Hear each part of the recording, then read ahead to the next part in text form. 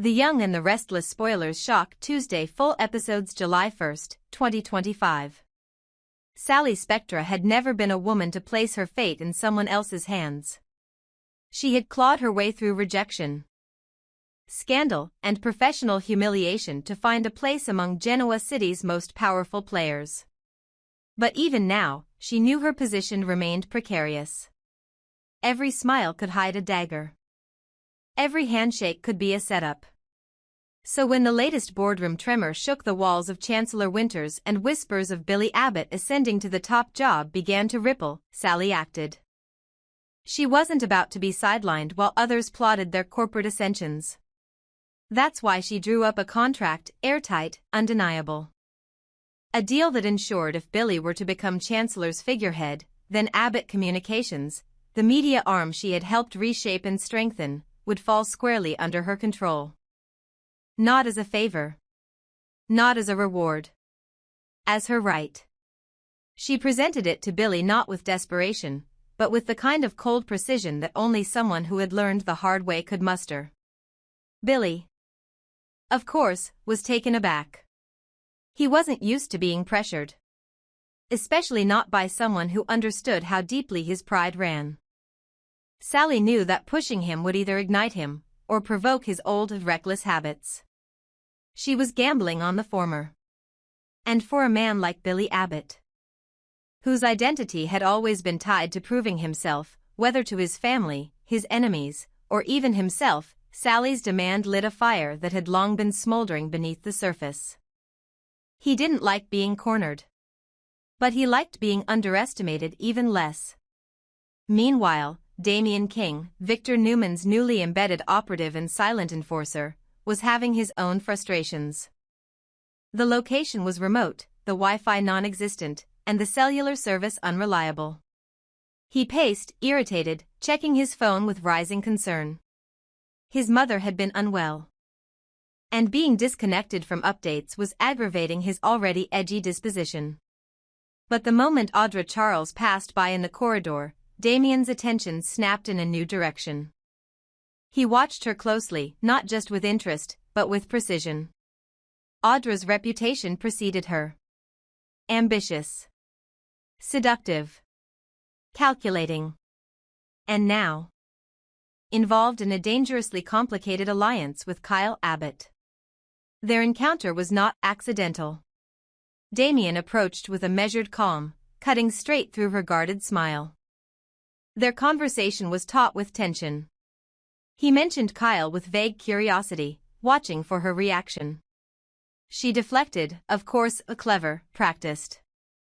But Damian wasn't just making small talk. He was warning her. He made it clear, without raising his voice or threatening her outright, that she was being watched. And that if she dared to drag Nate Hastings further into her schemes, there would be consequences. Damian wasn't like the others she'd manipulated. He was sharper, faster, and far more dangerous. Audra, while rattled, maintained her composure. But the game had shifted. She now had another set of eyes to worry about. Damian's presence, sent quietly by Victor, was a signal that the elder Newman wasn't just playing the game, he was controlling the board. Back at the media front, Sally was beginning to feel the weight of the uncertainty. Billy had not yet signed the contract. He kept stalling, dancing around answers with poetic charm and vague promises. And Sally, no longer naive to the patterns of powerful men, recognized the delay for what it was: strategic evasion. Worse, Billy's behavior was starting to change. He was becoming distracted, almost erratic, as Victor Newman's looming presence began infecting every conversation, every deal. It was as if Billy could feel the old predator circling again, forcing him back into a defensive posture. Victor had that effect on people. Even the most principled players often lost their moral center under his gaze. He didn't just expose their weaknesses, he summoned them. He brought out the worst in people. Not through direct confrontation, but through psychological erosion. Billy wasn't immune. He never had been. And Sally, sharp as ever, began to notice his regression. She didn't like it. Every time she tried to bring him back to focus, to center the conversation on Abbott communications, he diverted, avoided, or changed the subject. It was as if he was slipping back into an old pattern of chaos, and she was growing tired of chasing him through it. She began to question whether he would truly protect her interests if given control of Chancellor. Worse, whispers of Cain Ashby's return were beginning to float through the corridors like smoke before a fire. Sally's instincts screamed. She wanted to go home, back to Genoa City. To confirm what was being said, that Cain was resurfacing, and with him, a flood of unfinished business. But Billy refused. He wanted to stay. He insisted that this summit, this moment, was his proving ground. Sally wasn't so sure. And beneath her fear was something deeper, dread. Because if Billy failed, if he lost the Chancellor bid or let Victor push him off course, she would be left exposed. Vulnerable. She needed Abbott Communications as leverage, as her future. She had built it. Protected it. Grown it. And now, she wanted it in writing. Billy knew she was right. Logically, he couldn't run both Chancellor and Abbott Communications. Something would have to give. And in a moment of clarity, he admitted it. He nodded, quietly, slowly. He would sign the contract.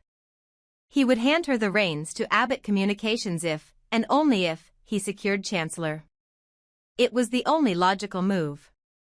But it was also a betrayal of something deeper. Abbott Communications wasn't just a company. It was part of his family's legacy. To sign it over to Sally, no matter how competent she was, felt like surrendering a piece of his identity. And that unease didn't go away. Back in Genoa City, whispers about Cain turned into conversations. Security logs showed activity at his old penthouse. A private jet linked to one of his shell companies had landed outside the city. And suddenly, meetings that had seemed unrelated, small transactions, old properties, silent investors, started connecting. It was clear, Cain was coming back. Not quietly. Not with regret. But with strategy. Sally, now torn between two crises, Billy's increasing volatility and Cain's reemergence, found herself again in the familiar role of the woman no one listened to until it was too late. But this time, she would not wait. She began gathering her own intel, reaching out to Damian behind Billy's back. If Victor had planted someone close, maybe she could use that person for herself. Damian was skeptical at first, but he respected Sally's directness. She didn't grovel. She didn't lie. She made her case plainly. She wanted protection from Cain, clarity about Kyle and Audra. And most importantly, the truth about what Victor was planning with Chancellor and the Abbotts. In return, she offered information. Leverage. The kind Victor valued. And so, a new alliance began to form, quiet and temporary, but potent. Abbott Communications, once just a symbol of ambition, now became a fortress, a contingency. And perhaps the last thing standing between Sally and the chaos she had worked so hard to escape. Whether Billy would stay true to his word. Whether Victor would let any of them keep what they'd built, and whether Cain's return would upend everything, they didn't know. But one thing was certain, in the game of legacy, leverage, and loyalty, there were no more spectators. Only players. Damian King had come a long way since the day he arrived in Genoa City. What began as a quiet insertion into the lives of the Newmans and the Chancellors quickly evolved into something far more personal. Through every deal, every betrayal, and every private moment behind mansion walls, Damian had watched, listened, and grown. He wasn't just Victor's shadow anymore. He was family now, by proximity, by knowledge. And perhaps most powerfully, by emotional loyalty.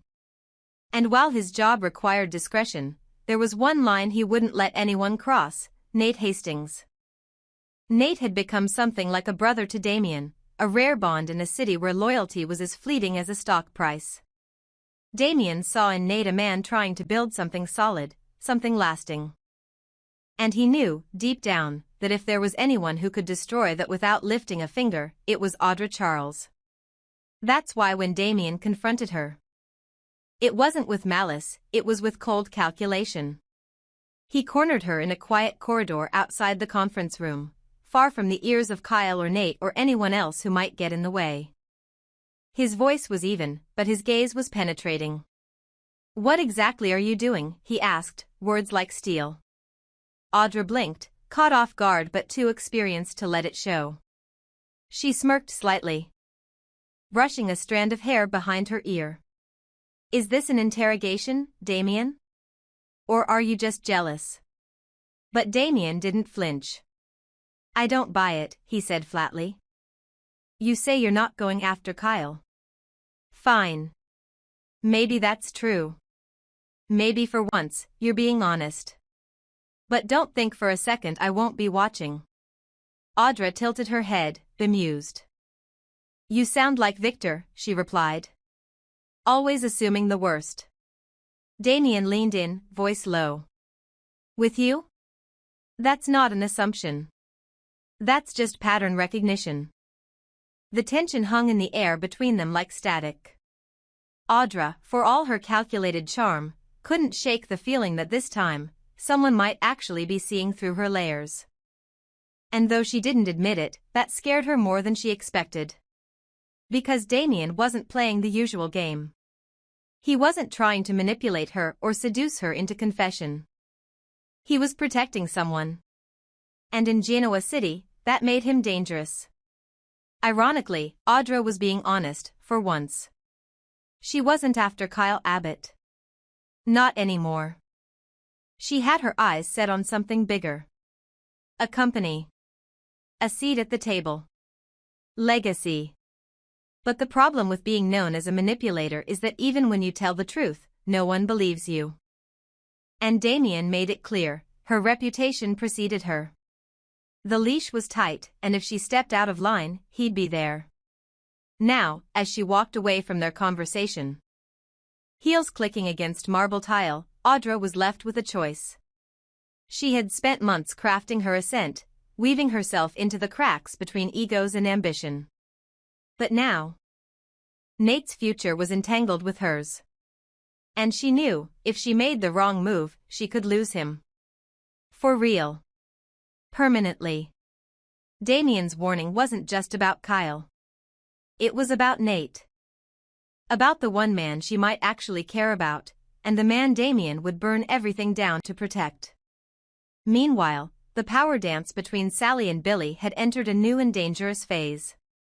Sally had never been more clear. She wanted a commitment. Not just emotionally, but professionally. She needed a contract that guaranteed her control of Abbott Communications if Billy succeeded in seizing Chancellor. It wasn't about romance anymore, it was about survival.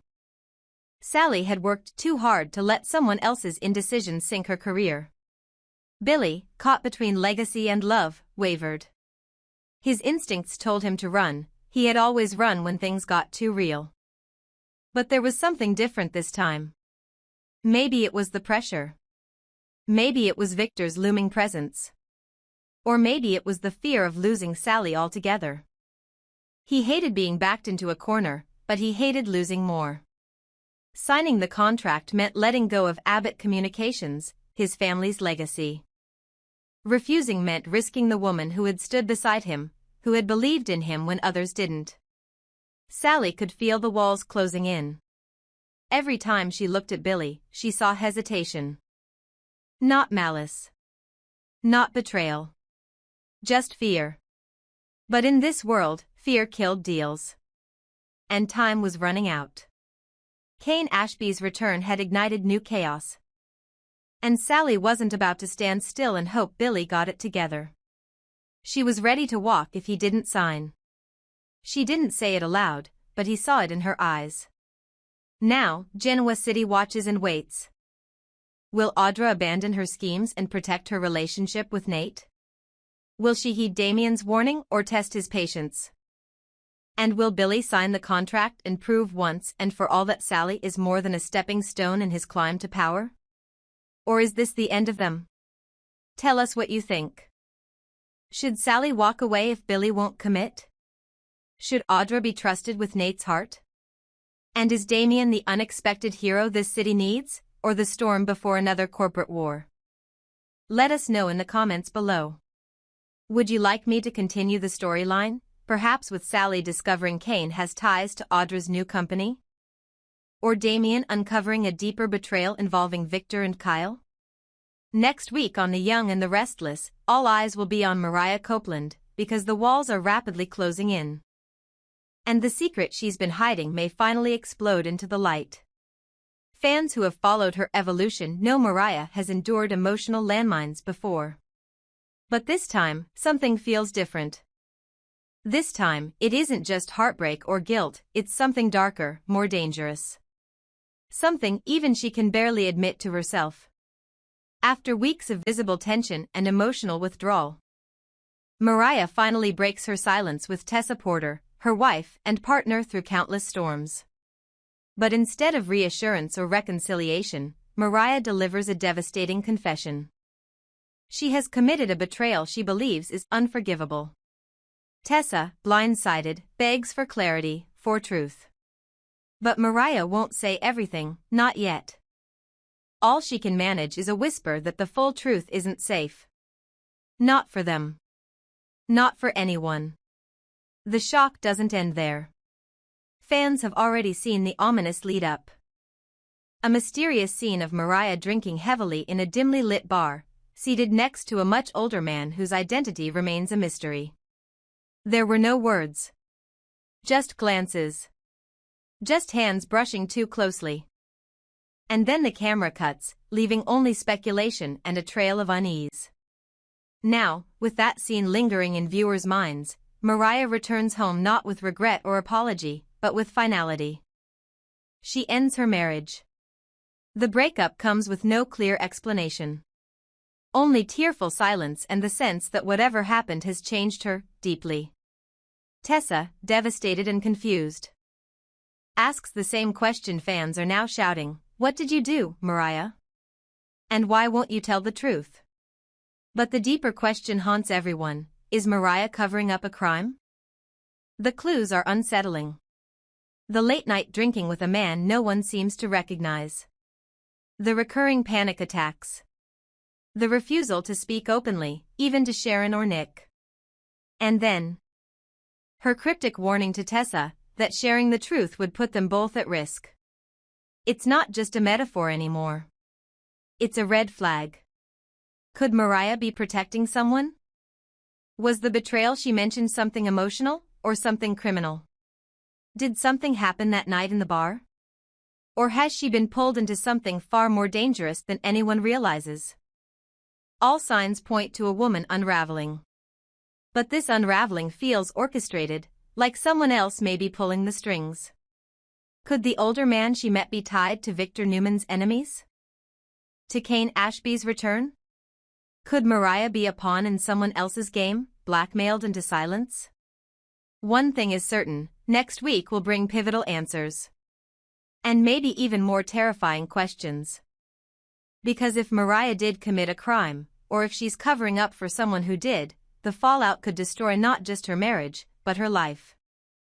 And for fans who have rooted for Mariah and Tessa since the beginning, this may be the beginning of a very tragic end. Would you like to continue this storyline with a scene where Tessa secretly follows Mariah and uncovers part of the truth? Or a twist where the older man turns out to be connected to Newman Enterprises or Cain's hidden operation?